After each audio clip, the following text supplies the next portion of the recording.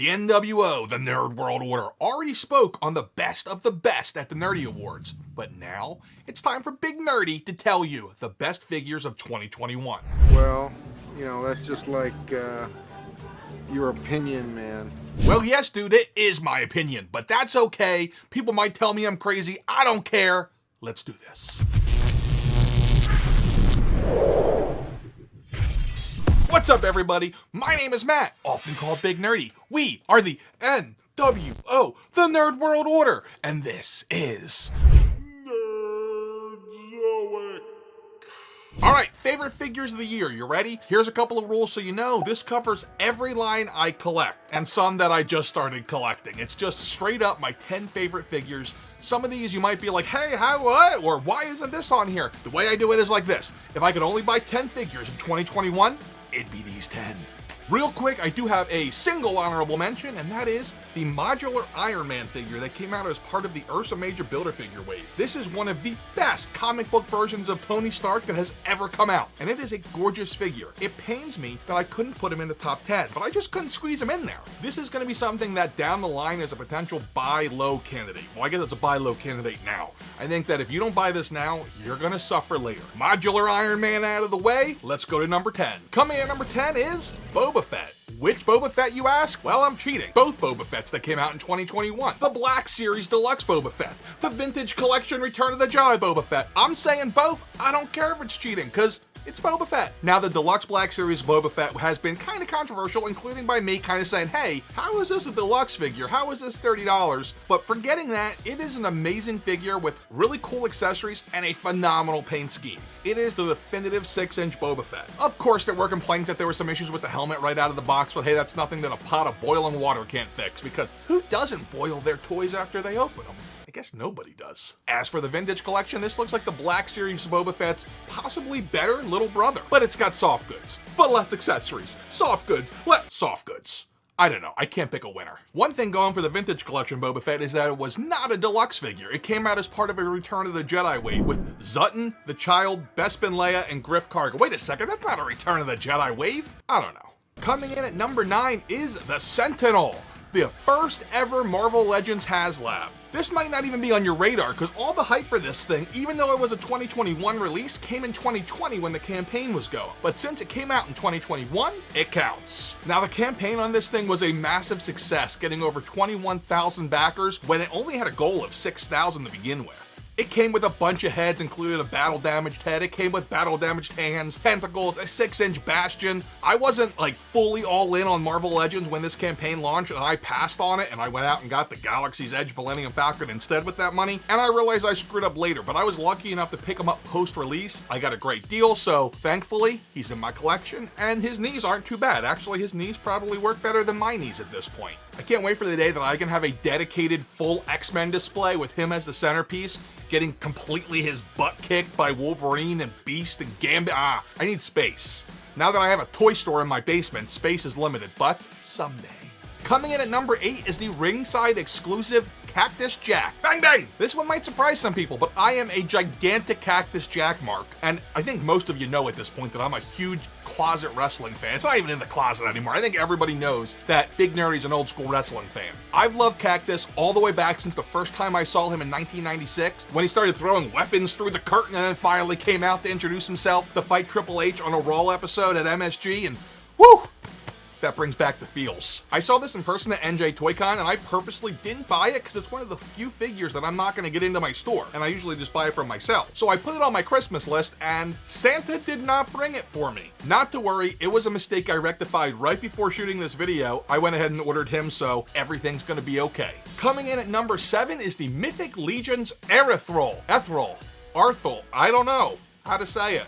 I don't know. Nerdzoic fans who have been following the channel know that I just discovered this line somewhere in the middle of 2021 by Four Horsemen Studios, and it's quickly becoming one of my favorite lines to collect. It is by far the most detailed, in-depth line that's hitting, I was gonna say stores, but hitting the market anymore. The line features many fantasy characters like knights, dwarves, orcs, skeletons, and much more. It's pretty awesome. So here he is in all his glory. He is something else. He is a fiery manifestation of war. He features some really intimidating armor, which is these guys here. He's got wings, but I don't put him on him because he falls over. He's even got a flaming sword called the Ether Blade or Ethereal Blade, or I don't know, it's some kind of blade. Plus, it's on fire, he's on fire, the whole figure's on fire. Literally. Well, not literally, figuratively, I guess, right? Coming in at number 6 is Ironmonger. He came in the Infinity Saga 2-pack with Obadiah Stane, who was played, of course, by Jeff Bridges, the dude himself. I'm the dude. And I'm not gonna lie, he is expensive at $74.99, but it's a 2-pack, so he's worth it. Here's the thing, he is not perfectly scaled. He should technically be a little bigger, but you know what? He's big and he's bulky. He's a big hunky plastic piece, and I love it. You guys know how I feel about my chunks of plastic. Don't know why I'm doing my Vince McMahon crappy voice, I don't know. Seriously though, this is another buy low. In a couple of years, this is gonna be super sought after. It's gonna be just like that Hulkbuster figure is now, where people were letting it get clearanced out for like 20 bucks for a 2-pack 5 years ago. Now it's going for upwards of 200. Don't let this be you. Coming in at number 5 is the NECA Gargoyles Goliath. This is our first NECA figure on the list. Will there be more? Now, if you are not familiar with gargoyles, let me clue you in.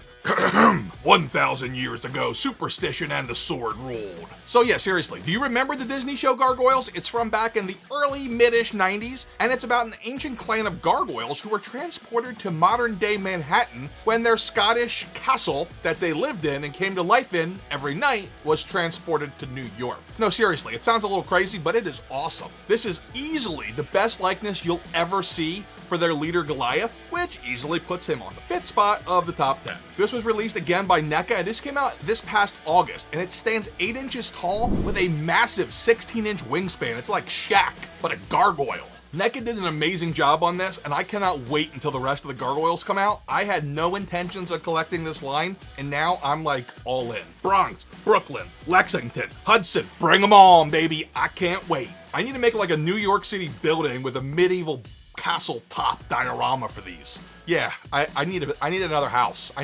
Hey, can we get a house for the toys? No, not the store, just my toys. Coming in at number 4 is the AEW Freshly Squeezed Orange Cassidy. This is from AEW Unrivaled Series 3, and is an amazing figure that you can tell that a lot of heart and soul went into. Sporting his signature aviator sunglasses and a cloth jean jacket, as well as his freshly squeezed tee. The amount of love that went into this, seriously, I'm not just saying that. The fact that they articulated the hands so they could go into the pockets, that's awesome. Jeremy Padawer, you deserve, someone give that man a hug. By the way, I love the fact that Chris Jericho just calls him Pockets.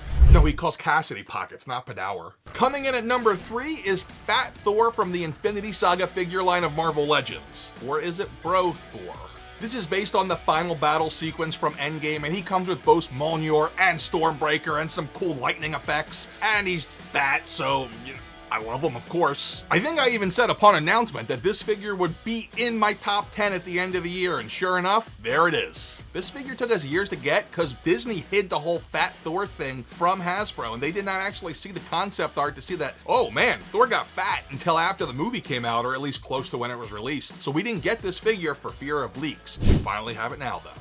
Coming in at number 2 is the Marvel Legends Disney Plus Wanda from the WandaVision show. This is from the Flight Suit Build-A-Figure line, and I gotta tell you, I did not expect this figure to be anywhere near my top 10 when I knew it was coming out, but then I saw it and I was like, ah. This is the best likeness that we've ever gotten to Elizabeth Olsen to date, and I love the movie take on the comic book witch costume. This is, of course, the hard figure to find from that wave that also had Loki from the Loki series that was possibly the best face sculpt, but the most boring outfit, but man, what are you gonna do? Surprisingly, there is no Wanda coming with the Doctor Strange movie figures. That means that when this movie comes out, if Wanda's role is cool, which of course it's gonna be cool, everyone's gonna be like, oh man, I need a Wanda figure, let me go get one. Oh, there aren't any. If by some stroke of luck you happen to come across this in stock somewhere, do not hesitate. Pick it up.